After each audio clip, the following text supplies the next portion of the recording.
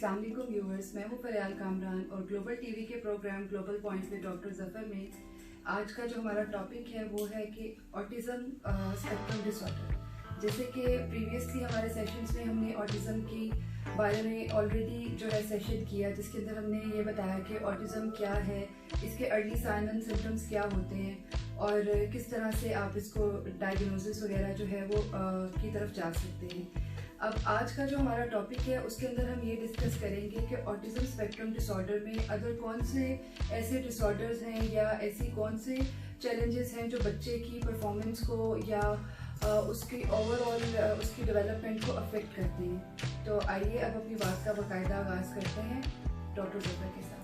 बिस्मिल्लाहिर्रहमानिर्रहीम। उम्मीद है आप खैरियत से होंगे। जैसा कि आपको पता है कि ग्लोबल इंस्टीट्यूट का जो फैमिली और ऑटिज्म फैमिली स्पेशली उनकी सपोर्ट प्रोग्राम है, उसके तहत ये सेशन होता है जिसमें हम डिफरेंट चीज़ें आपसे डिस्कस करते हैं और उसमें हम बताते हैं खुसूसी तौर पे पेरेंट्स को, और वो ताकि इस पर अमल कर सकें और इससे गाइडलाइन लेके अपने रहनुमाई लेके बच्चे को हेल्प आउट कर सकें।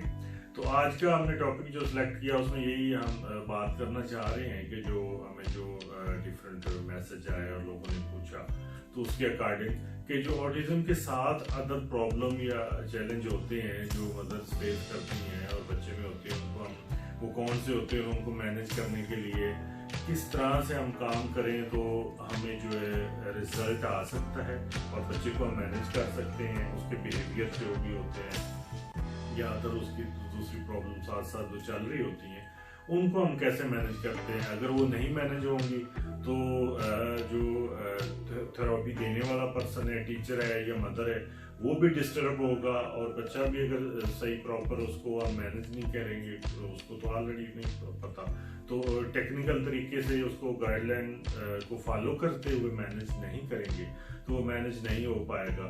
तो ये एक मुश्किल मरला होता है पेरेंट्स के लिए और इवन न्यू जो टीचर होते हैं, थेरेपिस्ट होते हैं, उनके लिए भी। तो हमें उम्मीद है कि इससे आप सीखेंगे और आपको आइडिया होगा कि हम किस तरह ऐसे जो चैलेंज है उनको मैनेज कर सकते हैं और उनको जो टेक्निक्स हैं, टिप्स हैं, वो आपसे कुछ डिस्कस करेंगे। तो हम इसकी बाकायदा आगाज़ करते हैं। तो मैं हमारे नाज़रीन को बताइए कि जो ऑटिज्म क्योंकि ख़ुद एक ऐसा प्रॉब्लम है जिसमें मल्टी प्रॉब्लम शामिल हो जाते हैं, तो फिर ये ऑटिज्म स्पेक्ट्रम डिसऑर्डर बनता है उसमें न्यूरोलॉजिकल के। तो वो कौन कौन से और उनको मैनेज करने के लिए एक आम एक सादा ज़बान में बताएं कि पेरेंट्स या मदर जो है वो किस तरह से अपने आप को हेल्प आउट कर सकते हैं कि वो बच्चे को अच्छे वे में, गुड वे में हैंडल कर सकें, उनकी डेली जो रूटीन लाइफ है उसको मैनेज कर सकें, या इवन घर में जो उनके साथ होमवर्क है या सेशन लेना होता है वो किस तरह से ले सकते हैं। जैसा कि आपने बताया अभी कि ऑटिज्म स्पेक्ट्रम डिसऑर्डर के ये ऑलरेडी इसके अंदर डिफरेंट डिसऑर्डर्स जो हैं वो आते हैं। तो ऑटिज्म मतलब जस्ट ऑटिज्म नहीं, इट्स अ स्पेक्ट्रम, और ऑटिज्म एक अम्ब्रेला है जिसके अंदर डिफरेंट डिसऑर्डर्स जो हैं वो ऑलरेडी कहीं ना कहीं से किसी ना किसी का कोई ना कोई फीचर बच्चे के अंदर उसकी ऑटिज्म की लेवल या क्लास के हिसाब से बच्चे में देखा जा सकता है। तो जैसे आप हमने प्रीवियसली बताया कि ऑटिज्म जो है कि इसके 3 लेवल्स हैं और ऑब्वियसली वो तीनों लेवल्स में जो बच्चों के फंक्शनल स्किल्स हैं या उनकी अदर बिहेवियर्स वगैरह सब कुछ डिफरेंट है। इसी तरह से अब मतलब जैसे ऑटिज्म स्पेक्ट्रम डिसऑर्डर में जो डिफरेंट डिसऑर्डर्स फॉल करते हैं उनमें से वो किस तरह से बच्चों को इफेक्ट कर सकते हैं, अगर टेक्निकल लैंग्वेज में मैं यहाँ पर उसको बयान करूँगी तो पेरेंट्स के लिए शायद समझना मुश्किल हो जाएगा। तो मैं आसान लफ्ज़ों में जितना कर सकती हूँ मैं आपको वो बताती हूँ कि मेन 3 कैरेक्टरिस्टिक्स अगर आप देखें जो 3 की एरियाज हैं ऑटिज्म के, या 3 ऐसे कैरेक्टरिस्टिक्स जो एक बच्चे को अफेक्ट करते हैं। एक तो उसके अंदर उसका स्पीच डिसऑर्डर आता है कि उसकी फंक्शनल स्पीच नहीं होती, लैक ऑफ स्पीच होती है या अप्रोप्रिएट स्पीच नहीं होती, ठीक है। फिर उसके रेपिटेटिव बिहेवियर्स आ जाते हैं, उसके बाद उसकी एंटी सोशल नेचर आ जाती है, ठीक है। सोशली वो उस तरह से नहीं होता जैसे एक टिपिकल डेवलप बच्चा होता है। अब इन्हीं 3 की एरियाज या इन 3 कैरेक्टरिस्टिक्स को ही लेकर मैं आगे आपको इसको जो है वो डिफाइन करती हूँ ताकि आपके लिए समझना जो है आसान हो। आप देखें कि जब आप उस तरह से एक्सप्रेसिव नहीं हैं, आप अपनी कोई बात किसी को एक्सप्रेस करना चाह रहे हैं, बताना चाह रहे हैं, अगर आपके पास प्रॉपर वर्ड्स नहीं हैं या आपको समझ नहीं आ रही कि आप ये बात किस तरह से अगले बंदे तक पहुंचाएंगे या उसको कैसे ये आपने डिलीवर करना है, तो ऑब्वियसली आपकी एंजाइटी जो है वो बढ़ेगी, आपका एंजाइटी लेवल ज्यादा होता है। इसी तरह जो ऑटिस्टिक बच्चे होते हैं, क्योंकि उनके अंदर स्पीच की प्रॉब्लम आ रही है, वो उस तरह से एक्सप्रेसिव नहीं है, तो जब वो अपनी नीड्स या वो जो चाहते हैं वो एक्सप्रेस नहीं कर पाते, उनका एंजाइटी लेवल जो है वो ज्यादा होता है। अब जब उनकी एंजाइटी ज्यादा होती है तो उसके बाद उनका ऑब्वियसली, अगर आपका एंजाइटी लेवल ज्यादा हो रहा है, आपको एंजाइटी हो रही है, तो आपका जो आपके मूड्स पे रिफ्लेक्ट करेगा, आपके मूड स्विंग्स होंगे, आप एग्रेसिव होंगे। अब जब आपका मूड ही सेट नहीं है, ठीक है, तो आप खुद को भी देखिए कि अगर हमारा मूड सेट नहीं होता तो हमें स्लीपिंग प्रॉब्लम आती है कि हम सो नहीं पाते। कुछ लोगों को एक्सेस ऑफ स्लीप हो जाता है कि जिससे उनको स्ट्रेस वगैरह हो तो वो ज्यादा सोने लग जाते हैं, और कुछ लोग बिल्कुल भी नहीं सोते। तो इसी तरह जब बच्चे की वो एक्सप्रेस नहीं कर पाता, उसकी एंजाइटी ज्यादा होती है और फिर उसको स्लीपिंग प्रॉब्लम आ जाती है, उसकी स्लीप डिफिकल्टी हो जाती है। अब उसके बाद आगे रेपिटेटिव बिहेवियर्स।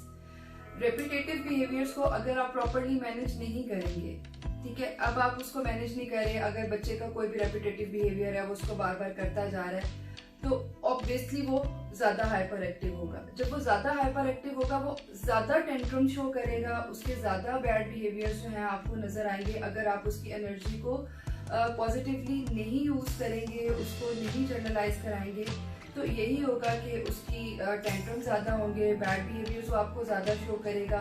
अगेन जब ये सारा कुछ होगा, फ्रस्ट्रेटेड बच्चा ज्यादा होगा, एग्रेसिव ज्यादा होगा, तो पीछे से जो उसका रूट कॉज है वो है उसके रेपिटेटिव बिहेवियर। अगर वहीं से आप उसको प्रॉपरली मैनेज कर लेंगे तो आगे आपके लिए आपको ये सब जो चीजें हैं वो नहीं फेस करनी पड़ेंगी, आसानी से मैनेज हो जाएगा। इसी तरह जैसे बच्चे एक्सप्रेसिव नहीं हैं, तो आप कोशिश करें कि आप कोई, जैसे सपोज बहुत से बच्चे जो कि उनकी स्पीच नहीं होती या फिर फंक्शनल स्पीच या वन वर्ड पर भी वो नहीं आए होते, तो हमारी कोशिश ये होती है कि आप बस बच्चा जो है ना बोलने लग जाए, आप उसको वर्बल कम्युनिकेशन पे लेके आए। हम ये नहीं सोचते कि हम कोई ऑल्टरनेट कम्युनिकेशन सिस्टम तब तक के लिए यूज कर लें, ताकि एटलीस्ट बच्चा कोई वे तो हो कम्युनिकेट करने का। हम picture exchange communication system use कर लें, या हम कोई ऐसा अदर वे देखें कि एटलीस्ट बच्चा कम्युनिकेट तो कर सके किसी भी तरीके से, अपनी जो बात वो चाह रहा है वो एक्सप्रेस कर सके, जो उसकी कुछ जरूरत है वो हमें बता सके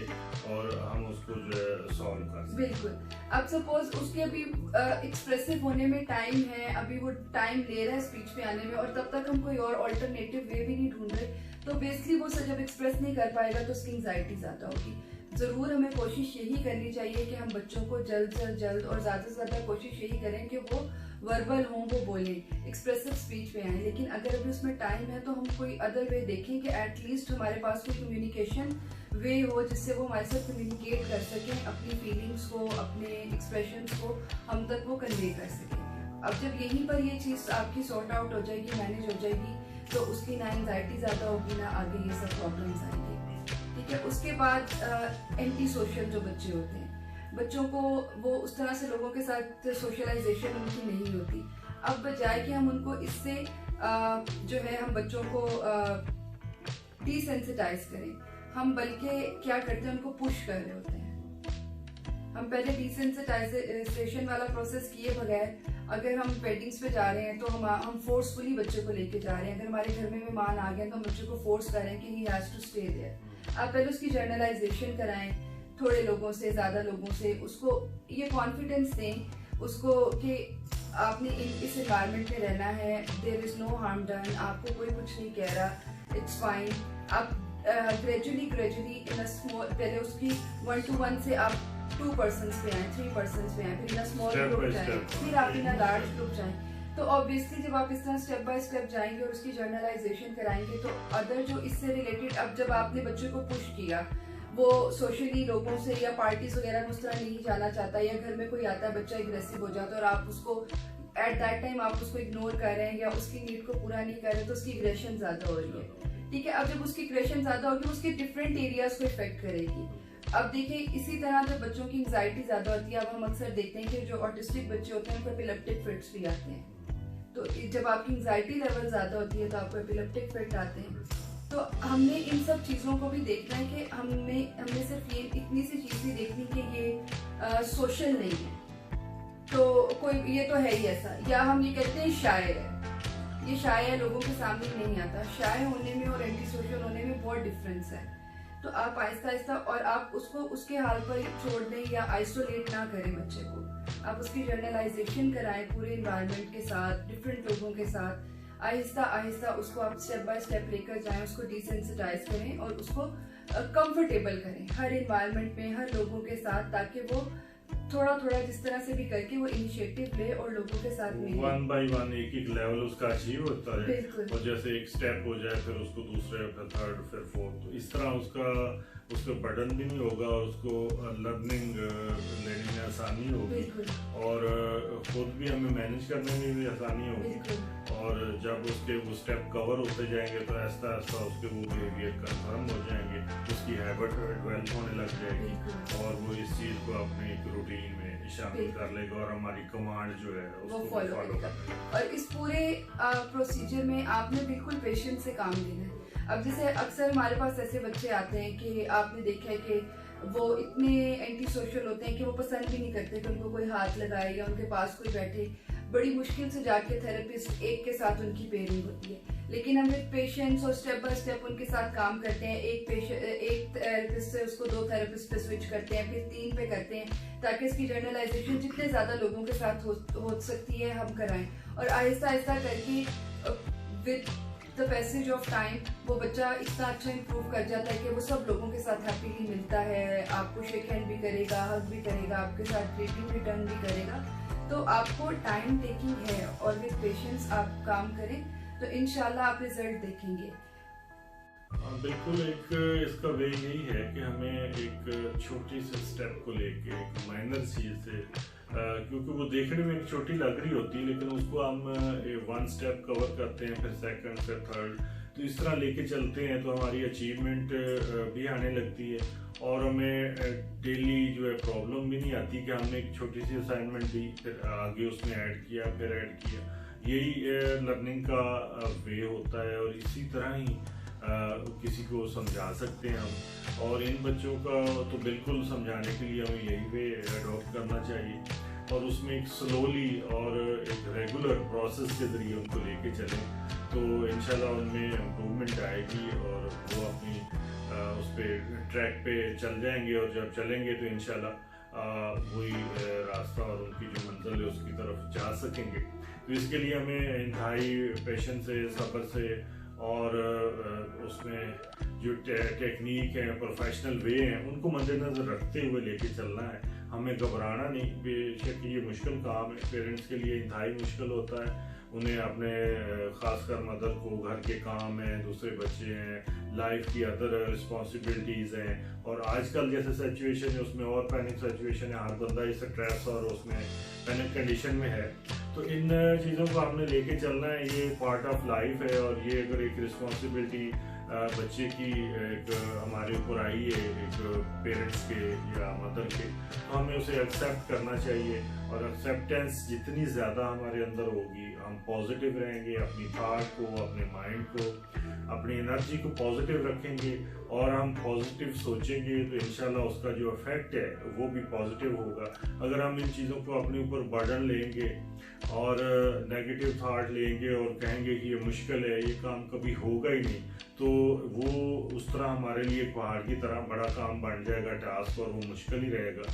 लेकिन आप स्टेप बाय स्टेप इसको लेके चलेंगे और जहाँ जहाँ आपको इसमें गाइडलाइन की ज़रूरत हो, कुछ आप पूछना चाहते हो, किसी चीज़ की समझ ना आए, तो आप हमें एनी टाइम हमसे कांटेक्ट कर सकते हैं। तो इंशाल्लाह हम आपको हर पॉसिबल जो है इसमें रहनुमाई है, गाइडलाइन है, वो प्रोवाइड करेंगे। तो हमें इनसे घबराना नहीं, ये बच्चे भी दूसरे बच्चों की तरह हैं, बल्कि ये इंतहाई स्पेशल हैं, इन्हें इंतहाई स्पेशल केयर के साथ रखना है और इस तरह रखेंगे तो इंशाल्लाह ये अपनी लाइफ में एबल हो सकेंगे और ये मुआशरे का एक अच्छा शहरी बन सकेंगे। तो हमें इन चीज़ों को मद्देनज़र रखना है और हमें उम्मीद है कि इससे आपको कुछ लर्निंग हुई होगी। मज़ीद अगर कुछ जानना चाहें तो आप हमें रब्ता कर सकते हैं। तो इंशाल्लाह आजकल जैसे सीज़न है, हमारे स्ट्रेस की प्रॉब्लम है, हमारी लाइफ डिस्टर्ब है, तो आपने पैनिक हुए बगैर सारी चीज़ों को पॉजिटिव लेके चलना है और अपनी लाइफ को इजी वे में गुजारें। ये एक मुश्किल टाइम है, थोड़े टाइम के लिए है, गुजर जाएगा और हमारी लाइफ और फिर एक रूटीन में आ जाएगी। तो इससे हमें बिल्कुल घबराना नहीं है, हमें जो भी SOPs हैं इसके सोसाइटी की तरफ से उनको भी फॉलो करना है। तो थैंक यू वेरी मच। अल्लाह हाफ़िज़।